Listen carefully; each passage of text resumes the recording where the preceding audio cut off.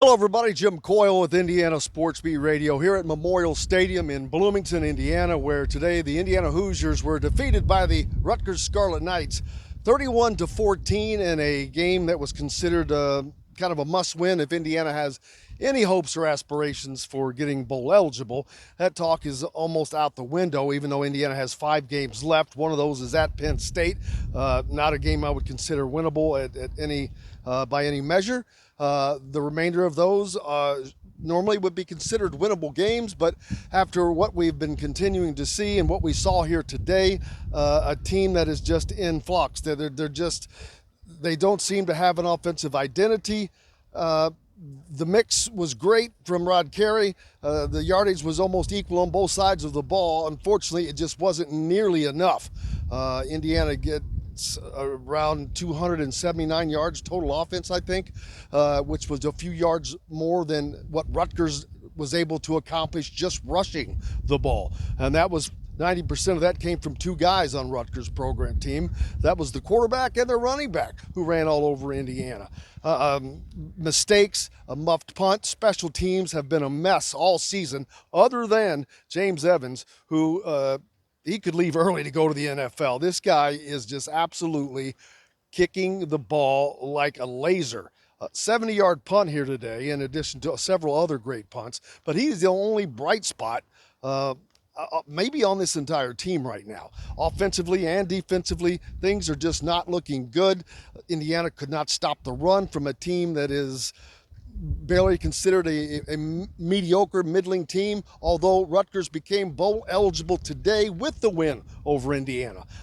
Questions continue to come up. You've got Brendan Sorsby now starting. Should he have been a starter from the get-go, from week 1? And if that had been the case, here in week 7, he would have had tons of snaps under his belt, tons of reps, tons of play. Maybe the offense would have been different. Of course, you had a change in offensive coordinators at midseason as well, not midseason, but after 6 games, Rod Carey took over for Walt Bell.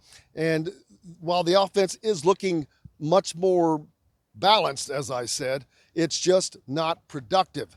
And Josh Henderson, another key piece, didn't see the field today.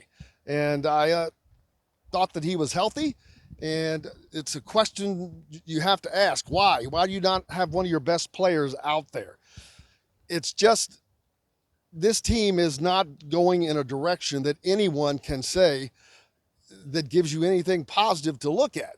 And with a $20 million buyout hanging over Indiana's head, that means no matter what happens the remainder of this season, things will not change for next year. Is that going to be the case? Would there be a possibility of a negotiated buyout if things continue to go bad? I don't know. I don't know if that's ever happened.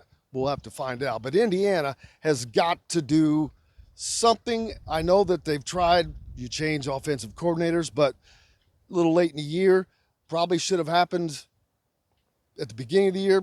Probably should have happened before he was ever hired, to be honest with you. But another story for another time.